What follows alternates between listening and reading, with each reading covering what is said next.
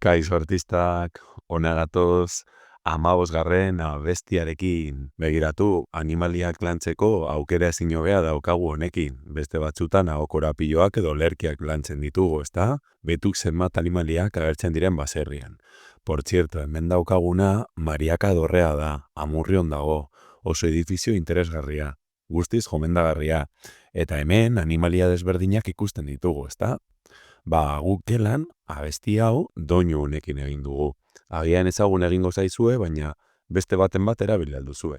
Baserrian txakurra hasi da zaunkaka, zaldia birrintzi kakatua miauka, astoa arrantzaka, nabeia marruka, denentzak janari rikaitonak ez dauka.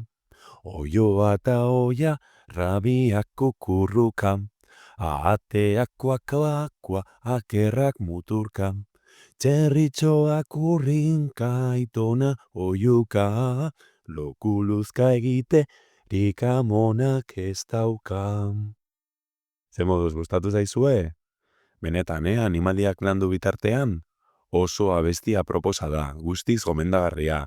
Eta ez da bakarra izango, Ikusiko duzue, beno, espero dut, zuei gustatu izana, gogoratu irudia, behan daukazuela deskribapenean beste bat arte.